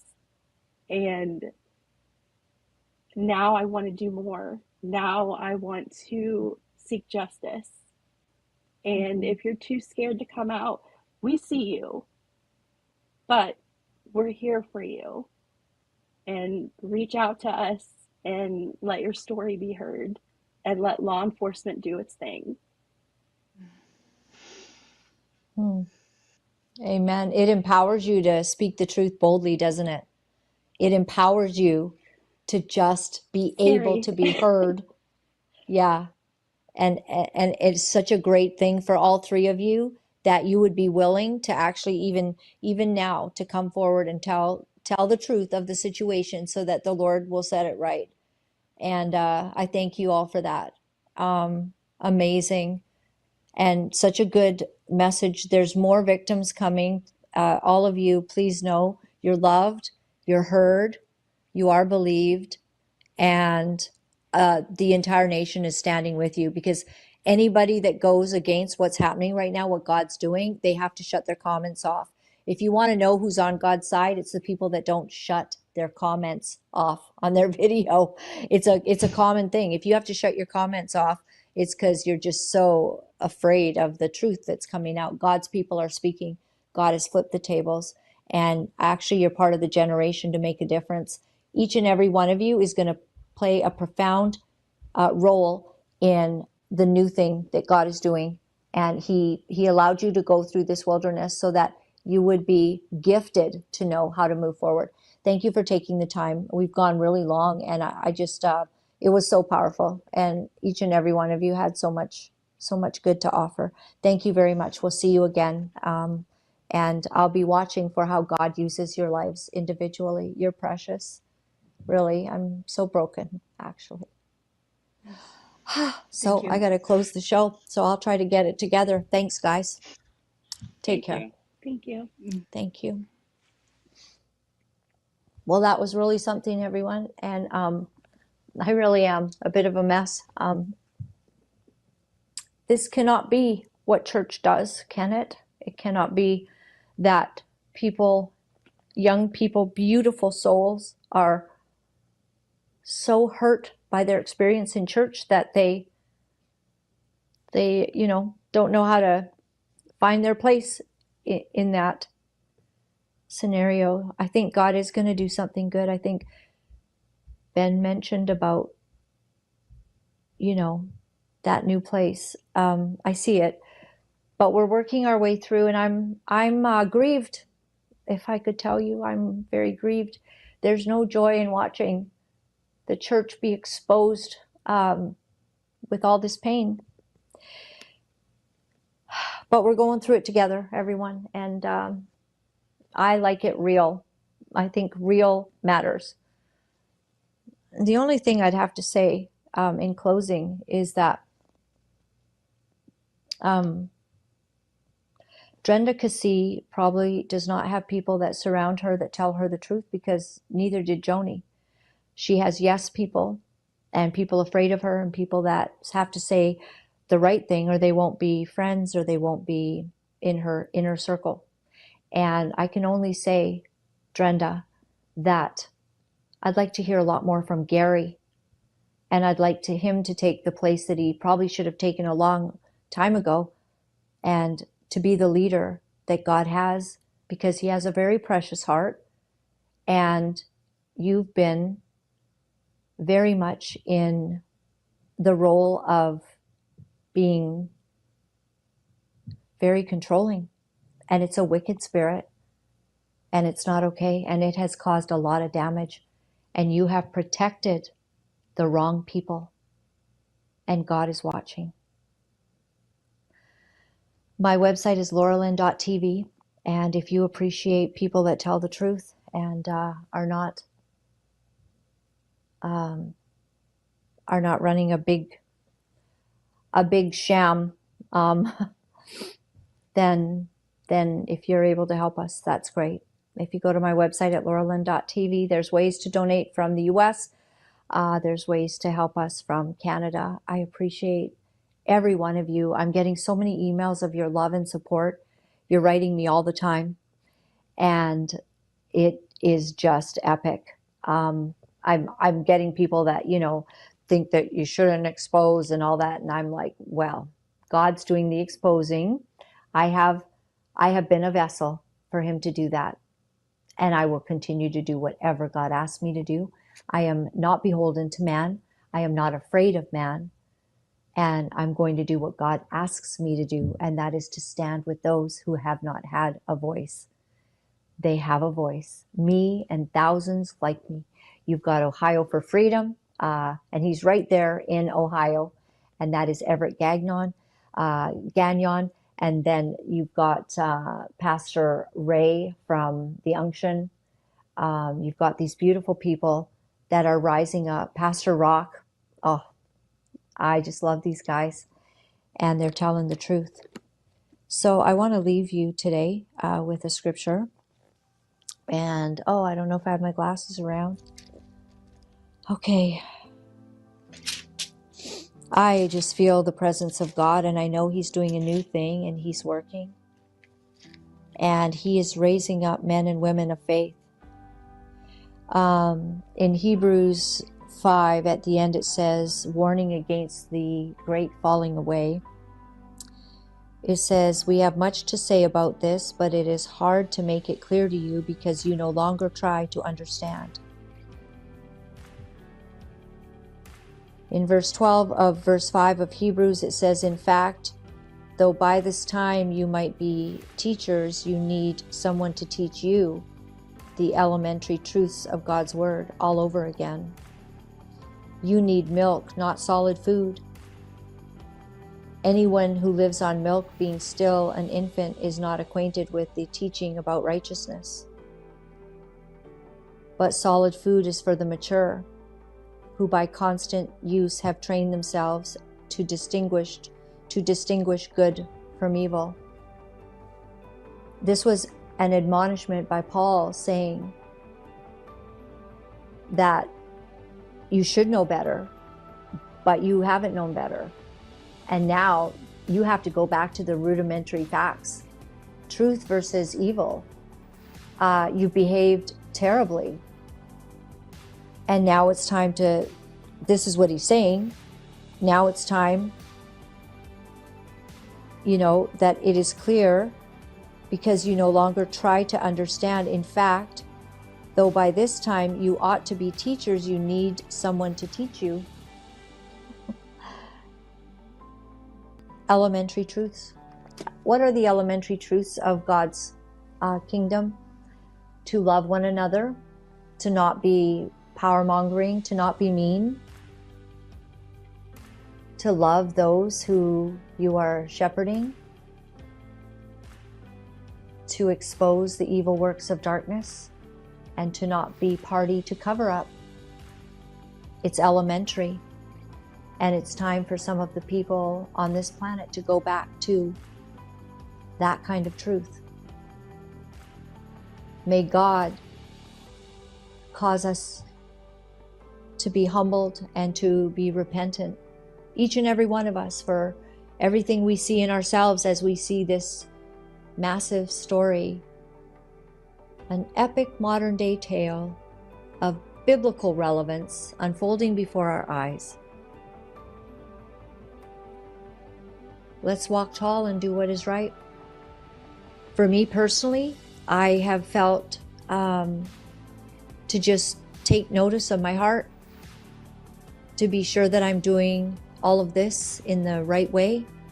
What God has commissioned me to do right now is to be an avenue for those that have been harmed to speak and to expose evil. And unfortunately, it's not even evil in the world, it's evil in the church. May God help us all to walk humbly before our God, to be gracious and kind to others, to listen to each other, to put others before ourselves. And we do ask God that He would heal our land and heal our churches, that He would heal this pain, and that He would make something incredible after this journey. Thanks for being with me today. God bless. It's not easy to deliver the truth of what our sick world is doing, but for some of us, we feel that we have no choice. Because if we are silent about these abominable things, then we are letting evil go unchecked, and we cannot do that. For those of you wonderful people who are writing me and are sharing your encouragement, I am deeply grateful. Thank you for all the letters that you've been sending. Thank you for the donations and the support. I found out that in order to speak the truth, you have to become very, very strong. If you would go to my website at www.laura-lynn.tv, you'll find all of the ways that you can contact me. Remember, my friends, all is well. All is well. Thanks for joining me.